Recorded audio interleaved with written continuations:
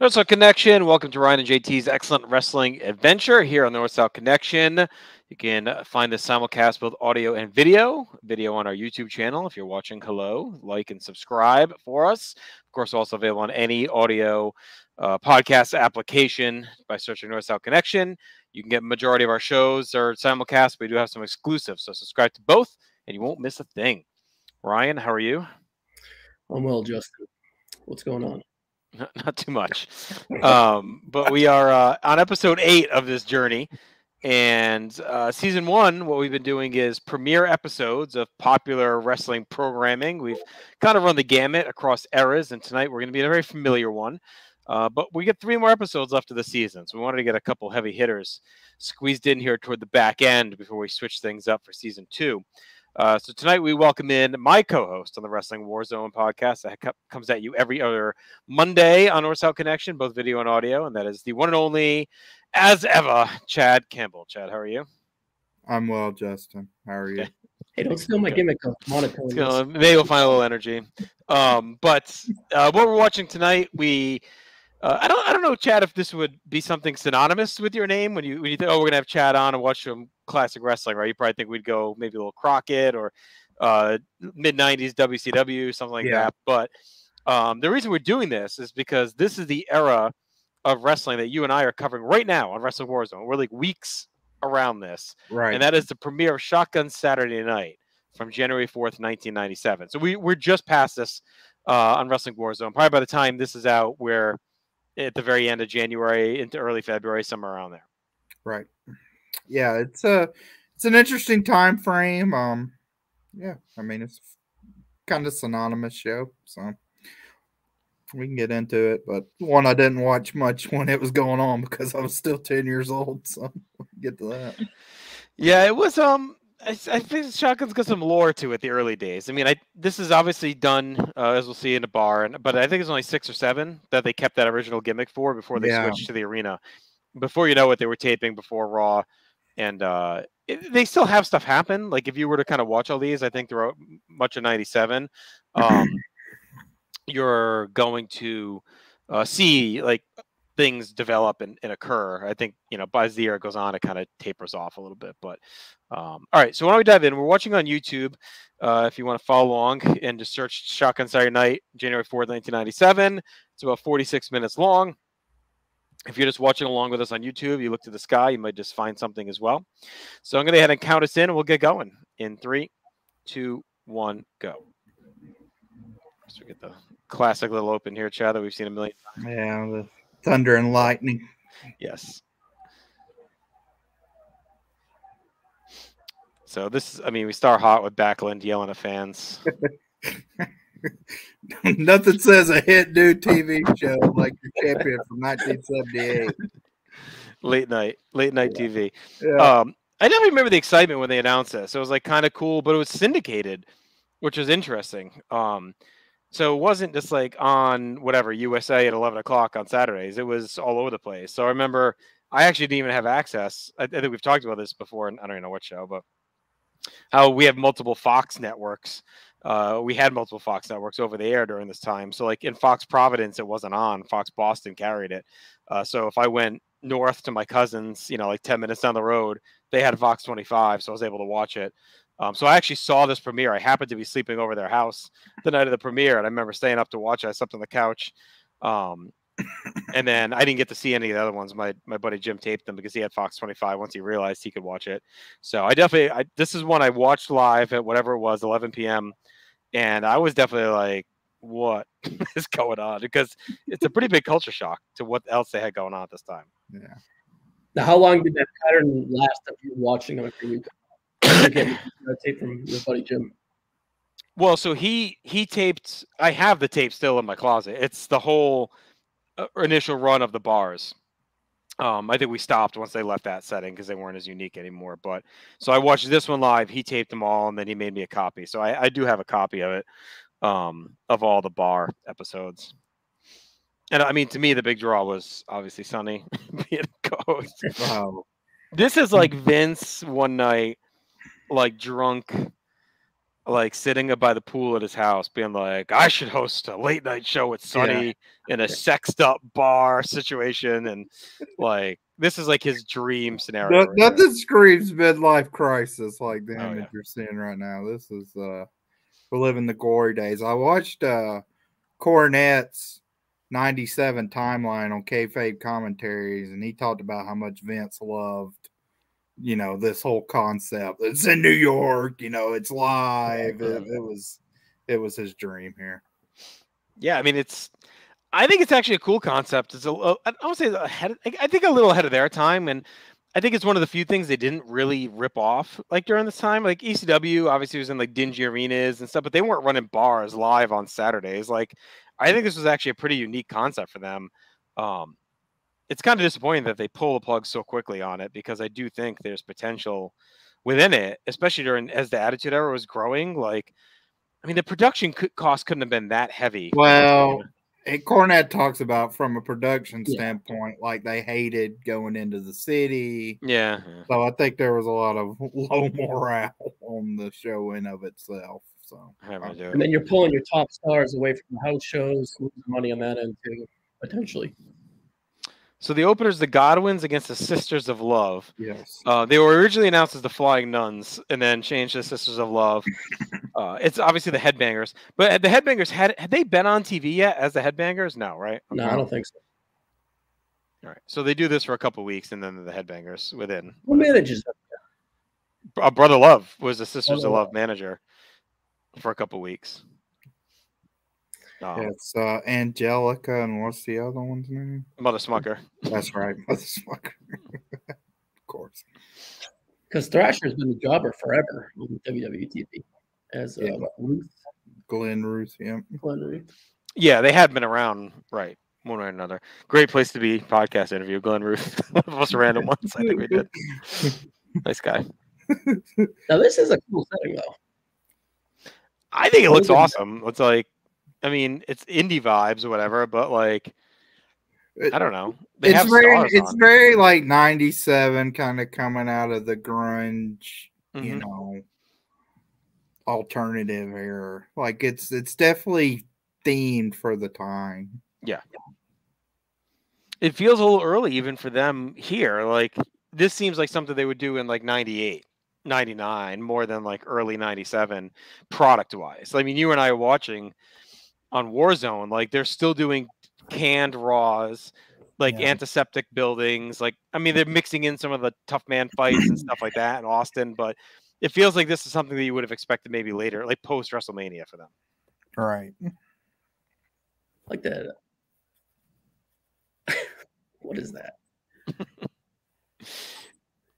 I mean, this couldn't have lasted because they were at WrestleMania 13 the Headbanger. I think it's like legit, like a couple weeks. I don't think this might actually be their only appearance on the gimmick. What do they do? No, they have at least one more. Yeah. Is Brother Love out there? I thought he was. I don't know. Maybe it was the vignette where he was with them or something. I don't see him out there. Maybe rumor and he was definitely with them at some point. They did like a vignette or a promo where they were standing outside and like he was with them, I thought.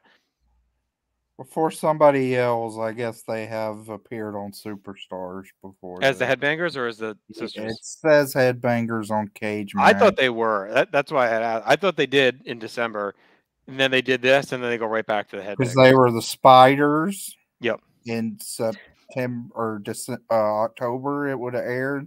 And then, Headbangers in December on Superstars. And let me just peruse and see how much is the Flying Nuns are. It's not. I don't think it's a ton. Maybe this was the concept for this show. Oh, yeah.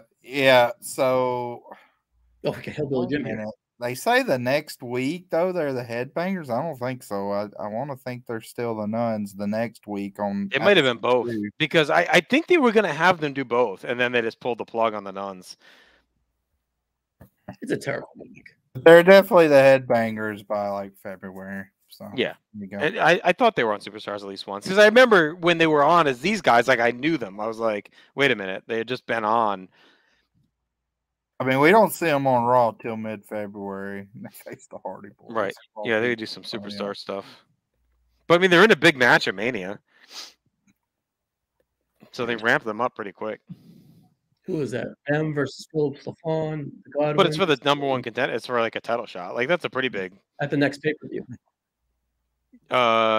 Who's the fourth? No, isn't it the one on It's the Raw one. It's 2 weeks later on Raw when they fight Bulldog and Owen. It's the one where Bulldog and Owen reunite. That's the match. The Headbangers win at Mania, and then 2 weeks later they get the title There's shot. Brother Love. Yeah, I thought he was out there. Yeah. Oh, nice.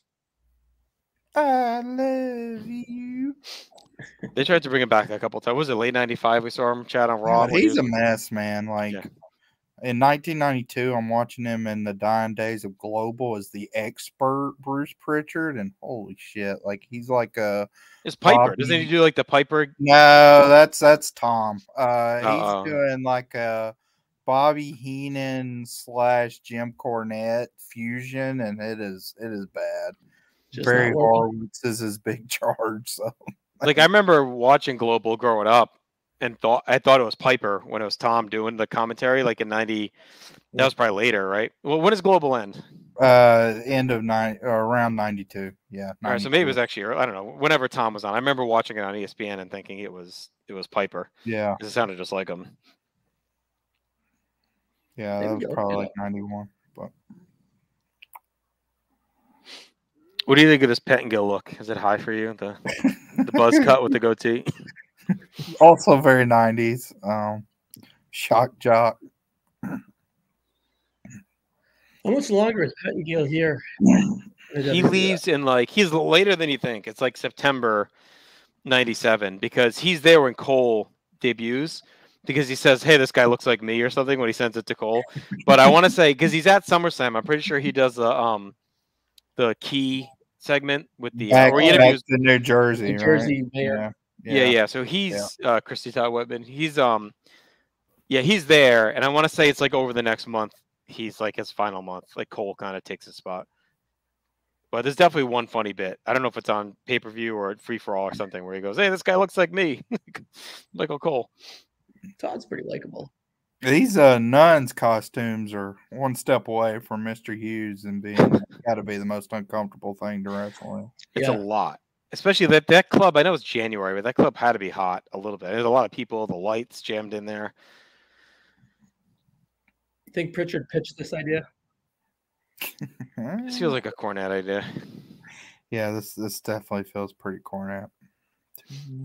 But it's a long. I don't know if we needed to go this long to kick off the shotgun. No, we're about 7 minutes deep. I mean, it's like this is like a microcosm of this whole era we've been going through, Chad. Like they have a cool idea, and it's like cutting edge. It's different. It looks unique, and then you boil it down, and like they bring the pig farmers out to wrestle as faces in New York City at the bar. Like give us Austin out of the gate. Like give us something cool, you know.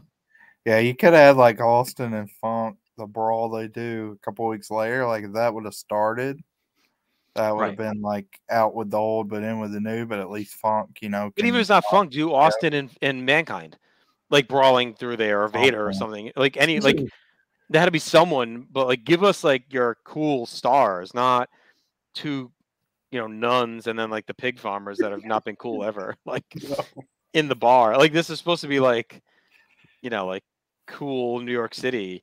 I know they do Ahmed later. Maybe they could have done that, or like give us something. It seems interesting, like if you're a patron here, because like what's the logistics looking like for this? Because they only taped like they're live, so you got 45 minutes of action you're seeing, and then like New York City's not, as we learned with WrestleMania 29 and the 2-hour bus ride from Hackensack or wherever. It's not exactly a place you can just kind of roll into quickly. And it's probably just a lot of locals that were either wrestling fans in New York or at the bar. Some were probably just at the bar hanging out. Yeah, I wonder how many like. Or do you think it was closed to like for the show only? Like they just That's what I wonder, because I mean they got like I mean, it looks like they at least set up the stair or chairs or something, where they probably have like stage if they have bands or whatever. But Right. I don't know. It just seems like a weird, seems like a lot to ask to say like, hey, I'm going to the middle of New York City. You know, even if you're local, it's like for your night to roll out for this. Well, they do one that's not even at a bar at the end, right? Isn't it like at Penn Station or whatever? Yeah, well, there's the the train one I station? know with Undertaker coming up the escalator. Yeah, having he tombstones Triple H on the escalator or whatever. That's kind of cool. Yeah. Anything's like we're seeing how antiseptic and bland they were. Like any of this stuff is at least different and cool. Like, I mean, think of some of the Raws and shit we've been watching in '96. Like at least they're doing stuff. There you go. Brother Love pays off. Hits Phineas with the Bible. Okay. Well, that was a match. 10 minutes. Yeah, that's a long opener. That's a lot to ask at 11 o'clock at night. It was given a little too much time. And you think you would start off harder, being so late at night too. Right. Well, I mean, there's a reason. You know, Science Main Event used to start with the main event, right? Like the best, biggest stars.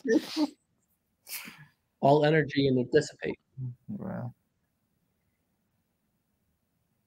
So how, like a hymnal or what? What is? Oh boy. Like, I mean, I guess they thought enough of this to think, let's have Brother Love like cut a promo. So then, like, I guess at this point, maybe they're still thinking they may run with this gimmick. Yeah, they may have just thought it was so like alternative that it would. Ugh. And I don't mind Virginal. I said they're virginal.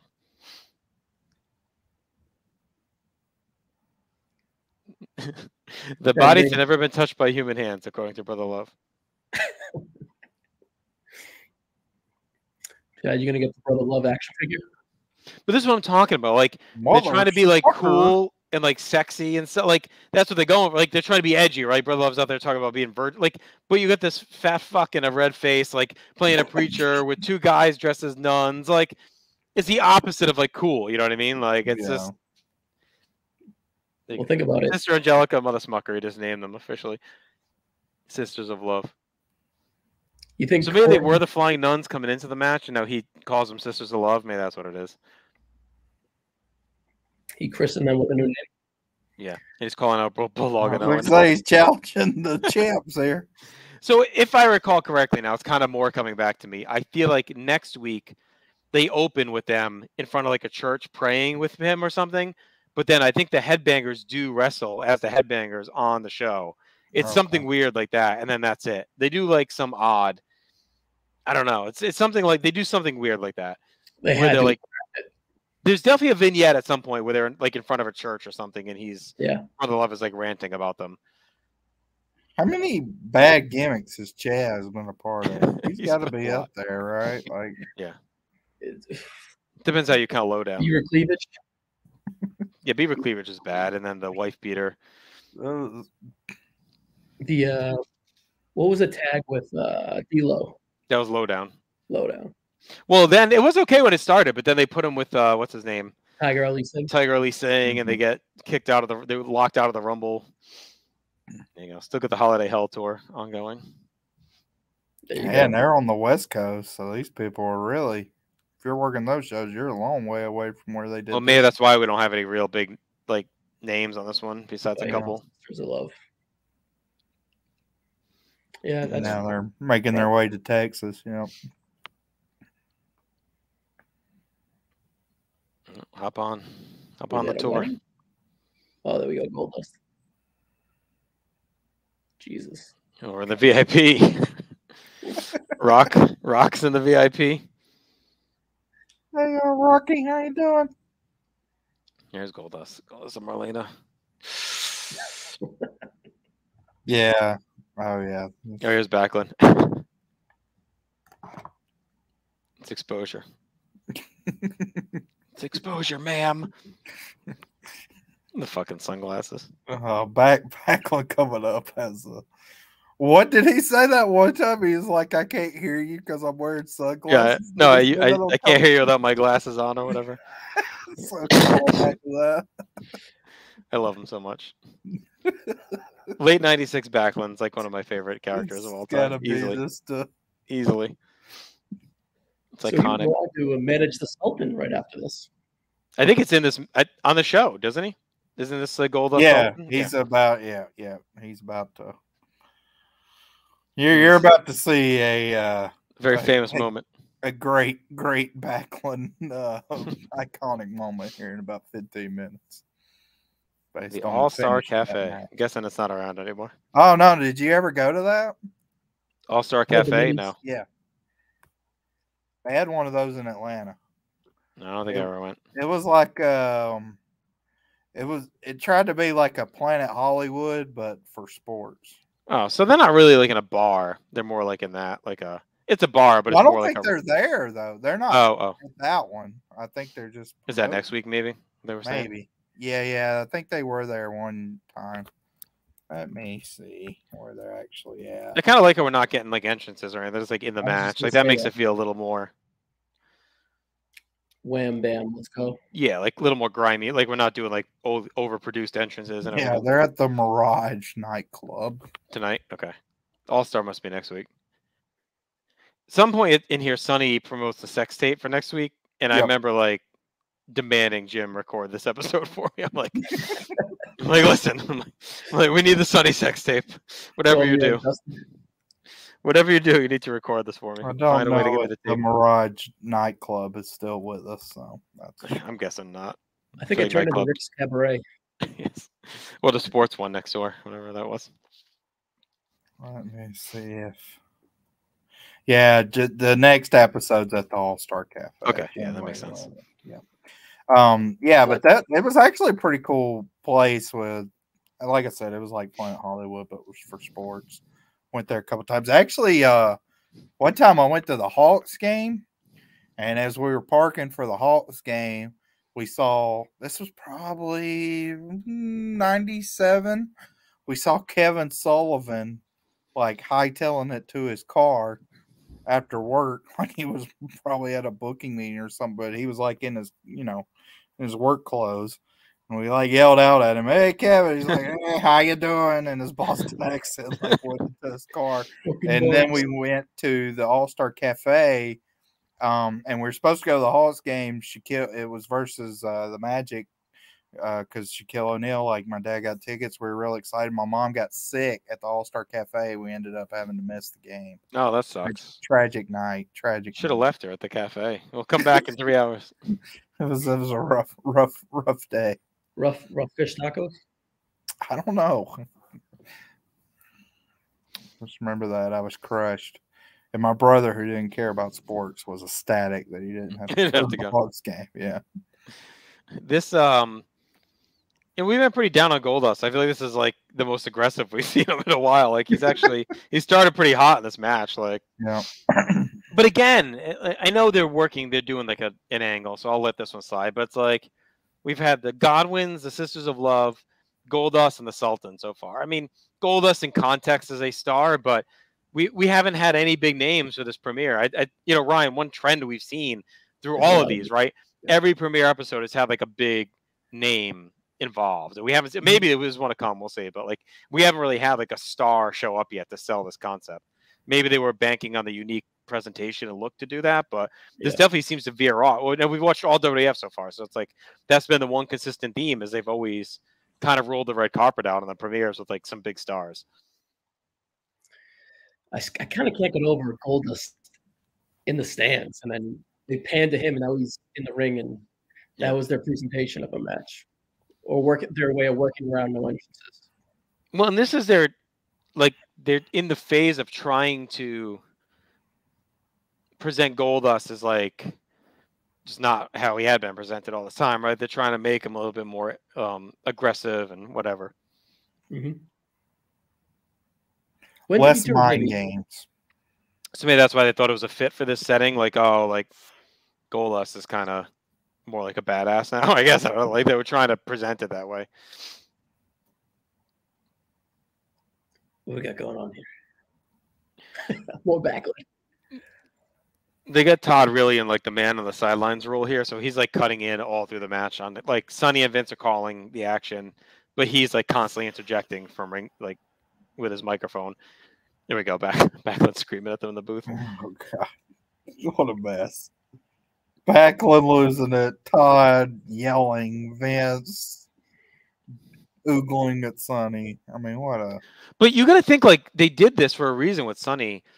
And it's mind-boggling to me that throughout '97 she becomes such a side character, and like I don't get why they didn't have her in the booth doing stuff. I mean, she can. We know we've talked about this. She can talk, like she knows her shit. She's obviously good looking. Like it seems like she would have been a natural for them to just run out there as a third person in the booth, or even doing some of these other shows, because they've tried it multiple times. Like she co-hosts Livewire, you know, she does this, so.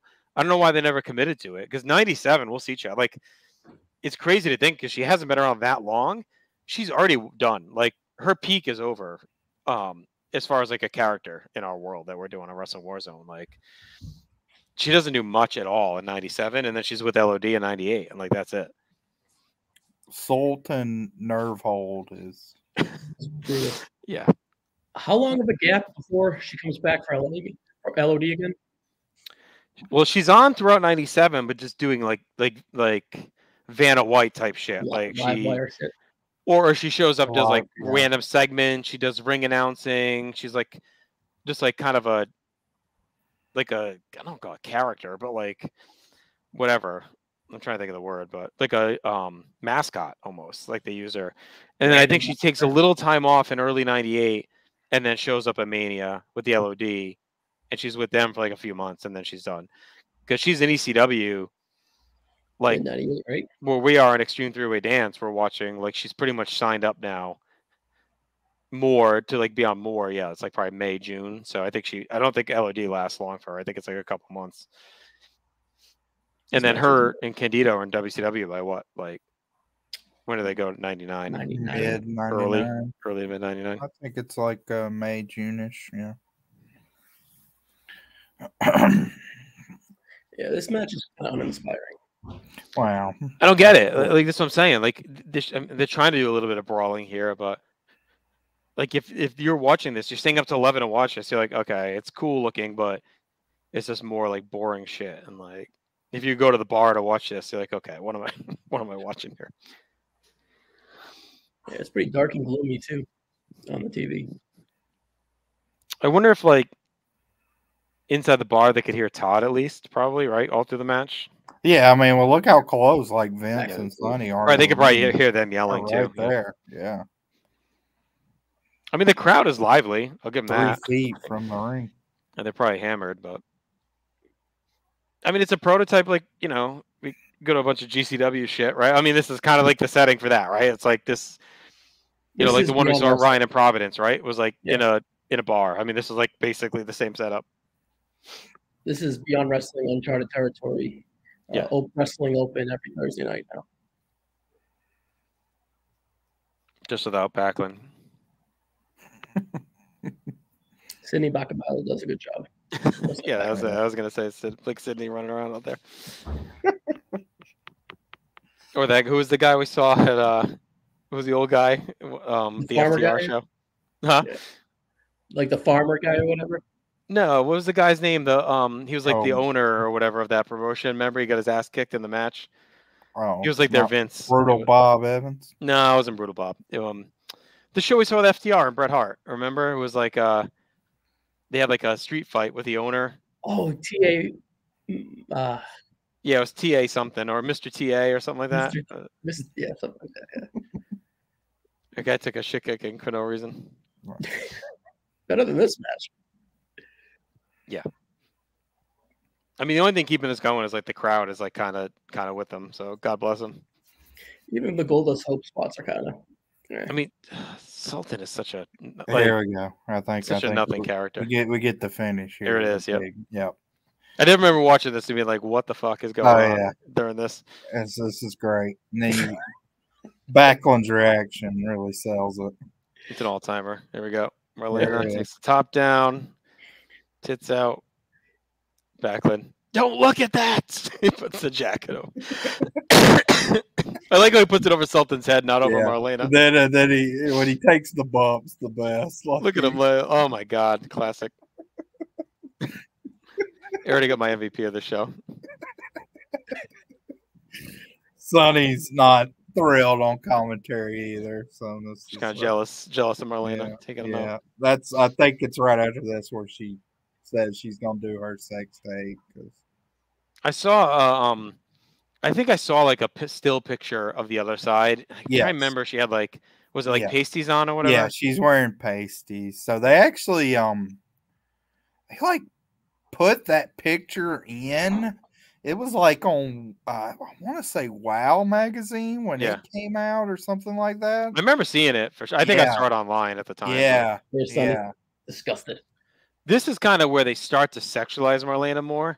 Like she was always presented more as like, I don't say classy, but like throughout '96 was more, evening gown and less like kind of sexualized. Smoking, with just like blow the smoke. Look at Vince like, well, I liked it. He's not a perfect. Yeah, throughout '97 is where they put them more on par. Sunny, Sable, Marlena as like more like sex symbols as it goes. Especially when he gets later and they were Pillman and all that. I love how they tried to do like the Saturday Night Live, showing the Empire State Building, kind of that graphic. I kind of like this though, with the VIP, like the midgets in there, like all these guys partying, crawling around. Here?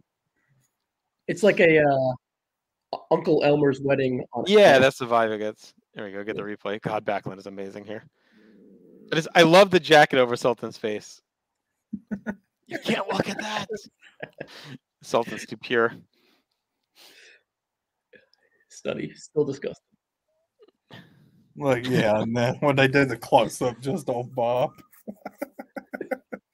Sonny pissed at Marlena. Stole her heat. Here we go. It's the big announcement. So when they do the Fondle Me Elmo, it's Todd, they said, right? In the suit? Isn't that what it... Have you seen that? I'm pretty sure it's Todd that does the Elmo. Oh, God. I remember rumors at the time... to do that. Well, rumors at the time was that it was Candido. But I'm pretty sure it's Pettengil that does it. Oh, my Lord. Look at Vince. He's like the button-down shirt. Wait a minute. That? I was trying to think. It was like, were sex tapes big? I guess just Pam Anderson. Oh, yeah. Right? This is after Anderson's. God, that was earlier than I thought. I always thought that was more like 98. I didn't realize it was like 96. No. I mean, she just referenced it, so. Yeah. So this would have been. I mean, it was appointment television if you're in the demographic. Oh, I'm telling you, I was like, I had no access to it, but I was like, you better fucking record this. Yeah, this is one of the more bait and switch. I mean, because honestly, like you talk about like syndication and getting access. I mean, like for me, as a voyant young gent around this time, like this show in of itself is competing with the, the Skinamax and all that. Like if I have access to the stuff, so they made that tape in '95. Yeah, it got stolen by an electrician who was mad about being fired. They said the safe was missing in January of '96. And then it looks like they started like leaking info about the tape in June. 96? Yeah. All right. But I don't think it came out yet though. Club Love put it on the website. Watch what you Googled it. Yeah, like they didn't put it out until like October '97. I thought it was later because I remember kind of being like into college when it started being like available or whatever. So I think it was a thing in '96 because it had been stolen. They were in a lawsuit about releasing it, but I don't think it actually like came out until later. And we're off. They said they had thousands of sales a day, every day for months on that. Yeah. I mean, it was a big deal. It was like the first time, really. like a celebrity. Before that was probably what's it called with Jesse Spano. Striptease or whatever. Showgirls. That was Showgirls was probably the closest we got to like a celebrity sex tape. Showgirls and Striptease, the two different movies. Yeah. Yeah, so Big Nation. Now, see, they should have opened with this probably. I was just say, I know why it closes because of the big angle at the end, but they could have done the angle at the end anyway and just had the match early. At least start with Ahmed. Well, this doesn't close. We got a big main event after this. Okay, so that's even more reason to open this. What do we get? 4 matches? Yeah. Yeah, there's 4 matches. So this one probably isn't that long. No, they're probably like 10 each, 8 to 10 each or whatever, and then a couple angles, and that's it. Oh, God. So this is, Savio, and we haven't gotten to that yet, but when he turns, it's right after the Rumble, right? Here we go. Gotta get the Ahmed big spot in. He's the resident high flyer. Crush should have been like 4 feet in, boy. Yeah, he reached him. It would have been cooler if he dove into the crowd, but they probably don't want to risk it. I mean, Ahmed had just come back after those 5 months off or whatever, so they probably don't want to take a chance. He gets hurt again. He was really off that long. Yeah, he got hurt. It was before SummerSlam. It was July. It was right after International Incident. He gets hurt at that taping, and he didn't come. His first match back was it this? Yeah, maybe this. This may be his first match back in action. Yeah. On TV, I'll look and see if he had any superstars. Because I don't think we saw him on Raw, really. There you go. Big interview with Clarence Mason. I don't know. I've enjoyed the Nation so far on Warzone, like where we're at. Like, I like the big blown out version of it. And yeah, this is his first televised match. All right. So this is kind of this I would have opened with this. Like, I would have hyped it as Ahmed. I may have standing on commentary. We're not really listening, but I would have hyped it as Ahmed's first in-ring match since July. I was going to open the show. Be sure to tune in live at 11. See Ahmed battle the Nation. You're dependent on Vince, Sonny, and Todd to get over the magnitude of this. No, leading up to this when they were hyping That's what I'm saying, though. On that TV. Commentary crew, right? Well, but no, I not on the night. I'm saying on TV. Well, TV's not much better. You got King. I know. Well, they should have promoted something and said, "Listen, this is Ahmed hasn't wrestled since July. We're going to open Shotgun 11 p.m. with Ahmed's first match back." But those flying nuns, man. Man, Crusher's so ass. Oh, Crush is rapidly, rising up my ranks of least favorite wrestlers of all time. Like, he is just no good. I think, like, if you ask most people that don't like deep dive into this, they would probably rank him above like Brian Lee, but I'd have Brian Lee like light years ahead of him. Easy. On that kick. I become a big Brian Lee guy on all these. Like ECW, he's great. TNA, he's great. WWF has been spotty. I'd say Crush is worse than Brian Clark just in Chronic. Oh yeah, for sure. Well, we'll get to the Raph stuff, but Raph to me has a good many fun things. Here's I think the issue with Crush. Post 96, post 93, he's a heel, and his offense sucks. So he's at his best probably in 92 when he's just kind of takes a beating, gets up and kills guys. He's a heel the rest of his career after that. So his offense doesn't scream okay, dominate 10-minute matches, Yeah, but those vignettes in 92 were pretty kick-ass. Yeah, and he was a good the squashes were fine, and he's over on the body slam challenge or whatever. They leave him off SummerSlam for some reason, and well, I guess Yoko squashes him before SummerSlam, but I don't know. Well, those I think they missed the boat. Him and Savage is a fun feud, but I think they missed the boat by turning him when they did. I think that was their chance. It was as a face to keep him running because they needed faces during that time. So D'Lo drew the DQ, and he's not D'Lo Brown yet. Obviously, he's just a guy, but no PG-13 out here today. No, they weren't going to bother flying them in for this. Whose kid was he? Dundee. Yeah, Bill Dundee. Yeah. That was actually a better chair shot than I expected it to be. Yeah. It's like he I went thought it was with gonna be weak. kind of pulled away. Well, and finally, Goldust and The Godwins. farmers help them out. I mean, that's always one of the things too. It's like, man, like Ahmed's got to be the most unlikable person in the world because he constantly gets beat up by like these No one 10 helps him. guys and nobody helps. Well, he's about to get help soon on there for us. Yeah. Here we go. This is this is the big moment. I love it. Marlena's boobs, and then this is like the two big moments that stand out. This is cool. I mean, I'll say this: the one thing about the show is there's multiple memorable moments. Like you get this, you get Marlena, you get the Sisters of Love. Like it's pretty memorable. Like most people, I think, remember that they were on this. Sonny announcing the sex tape. Like they at least made it like something you would talk about if you saw it. Like I remember telling people, like, "Oh my god, I saw the shotgun and this and that happened." Yeah, this is like really cool. Was this Cornette's car? Wasn't it something like that? Cornette's rental car or something? I don't think he mentions that, but well, Finkel's was 93, Rob, with Shawn Michaels. Yeah, that's what I'm thinking of when they fucked up Fink's car. Got the rider truck. I don't know. I guess the ring crew. Yeah, probably that was the ring. Yeah, that was. I mean, that's a cool memorable moment right there. Like Ahmed with the power bomb on the car. And here we go. We need to turn this up so everybody can hear Todd's introduction here. You got it, Justin. Cornette meeting Mini Vader. Yeah, Todd's introduction here is the best.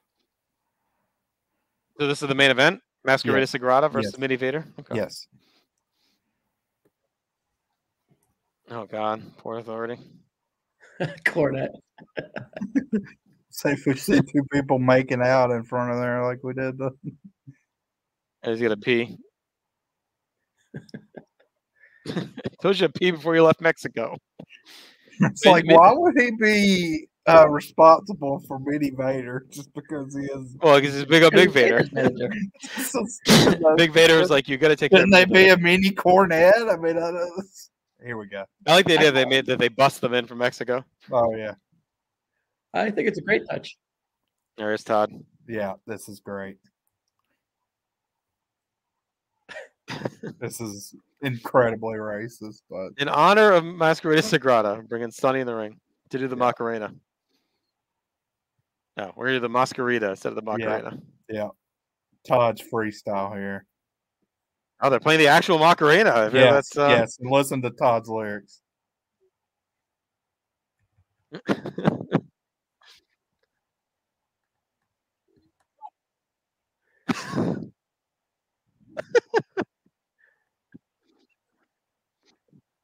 Oh, God.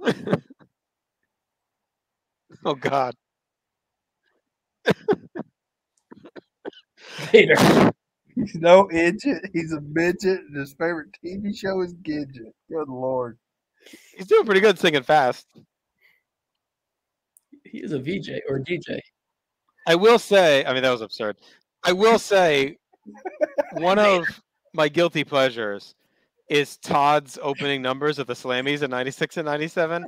I must have watched and listened to those like a million times where he does like all the classic like TV themes and he sings about the different wrestlers. I don't know if you've watched those at all or heard any of them, but well, Mini Vader just wasted Masquerade. That was amazing too. Now, see, I like this. This is like they're throwing this out. It's different. Like, let these guys fly around in the bar. Like, this is a good idea.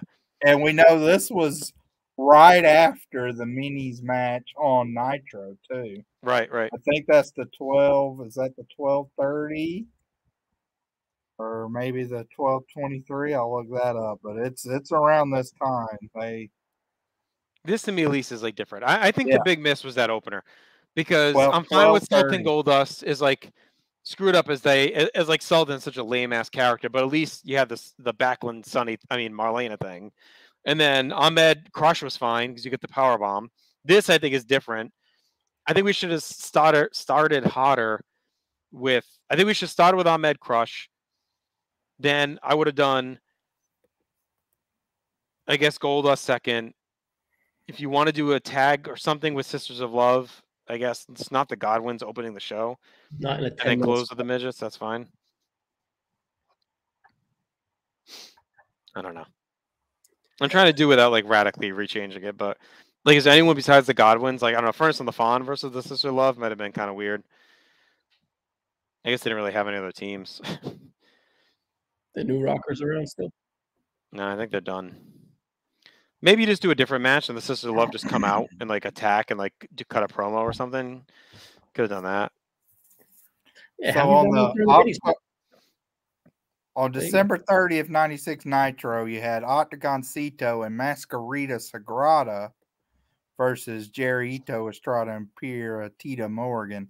So Mascarita Sagrada was on the Nitro, and right before this, that week, Sagrada Jr. Yeah, that's. Oh, this is a different one. Okay, this is a different one. It's Mascarita Sagrada Jr., who is actually older than Mascarita Sagrada. Nice powerbomb by Mini Vader. This has been the match of the night easily. Oh yeah. Yeah, Sonny's hyping her sex tape still. Vince definitely tried to get her back to his penthouse after this, right? After they left. His suite, yeah. Give me a peek. Give me a You think Shawn minds? Not Candido. He doesn't care about him. You think Shawn minds?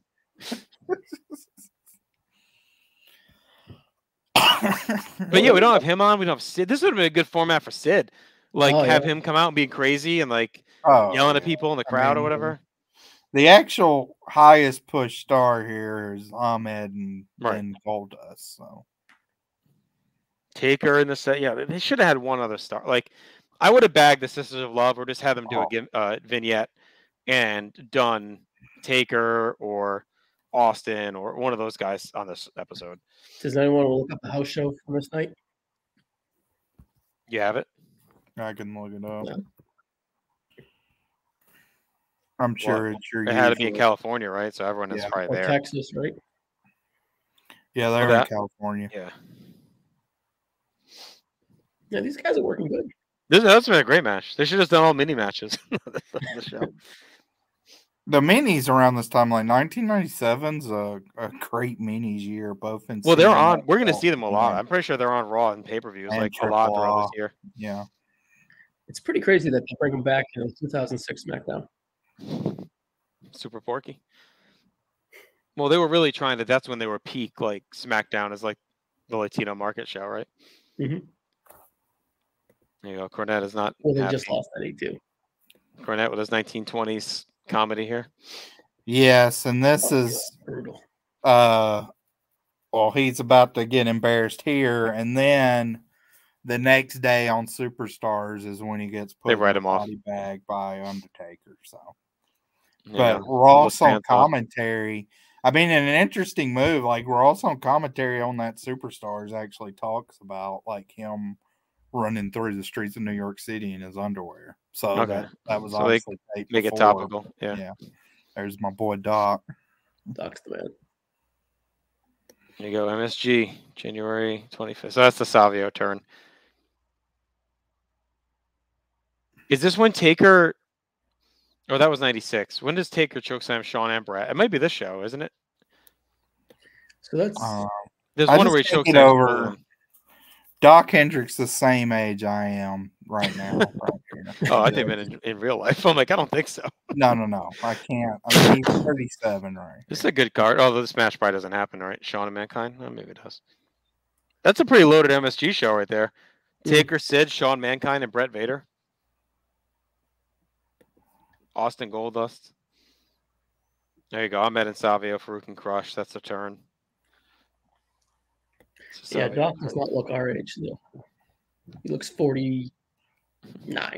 All right. Same night, they were in Stockton, so Big Dave was probably in the house. Austin versus Michaels is your main event. Brett versus Vader underneath that. Hang on, one thing. Is it like... If they were going for a sexy look with Sunny, like they could have picked a better outfit. Like, I mean, she looks like she's wearing khakis. I know they're like leather pants, but like she's got like a sweater crop top on. Like I feel like they could have really had her in something a little bit more risque if they're going for this vibe. But that's just me. Like put her in a club outfit, you know? Right. Anyway, go ahead. Sid Undertaker for the title. Owen Bulldog versus Mankind Executioner. So that's and then of course Hunter Hearst simply beats Mark Marrow. So there you Execution would work in this gimmick. Pretty good house show. All right, let's go through some quick awards and we'll wrap up here. So, show out of 10 as a show. As a show, not a premiere? Yeah, as a show. Probably 4, 3.5, 4, something like that. Yeah, I mean I would say just from the look and variety and from the moment standpoint, I'd probably go 4, but I mean in ring it is bad. Right, but it was an easy walk. I mean, that actually kind of flew by. I thought. No, I don't First 20 minutes, I thought were that opening match is what killed it. If they clean that match up, it's a little bit better. Like the Backlund really stuff, from Marlena showing her boobs on, it was better. All right, as a pilot out of 10.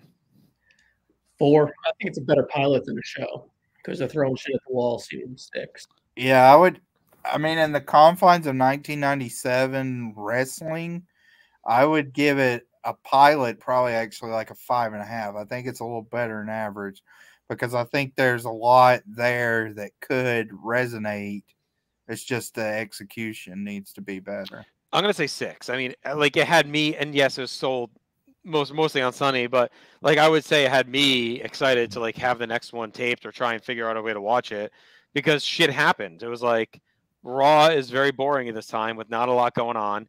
This is like we had boobs, we had Sunny promised a sex tape, we had a power bomb on a car, like we had shit going on. It was like whatever. Cornette in his underwear. Cornette in his underwear running through the city.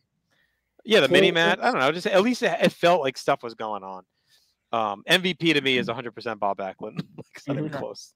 Anonymous. Maybe Mini Vader is a second, but Todd was okay. I thought Backlund was awesome with the bug eyes, putting the jacket over Sultan, running around like a nut. Even in the beginning when he's yelling at the fans was great. He opened the show. Yeah. There was a lot of Backlund on this show. Yeah, that's fine with me. He's funny at least. He's a funny old man. But he's not what you want to present in 1997. No, but if it was juxtaposed more with cool stuff, it's fine. Like I'd rather see him being crazy than Cornette during this time period. Because Cornette feels out of date. Backlund just feels like that your crazy old neighbor that's like some drunk at a bar ranting and raving. Whereas Cornette is doing like dick from like the 40s, like put him up, whatever. It's like Backlund's just being a fucking maniac. Yeah, Cornette was like 34 on this show, which is also he's acting like he's 70. Like he's out there doing like fucking Charlie Chaplin silent movie shtick. LVP, I'm gonna go Godwin's. I thought they were bad in that opener. Oh, Sultan. He was he at least stood there and got the jacket put over his head, but yeah, he wasn't great.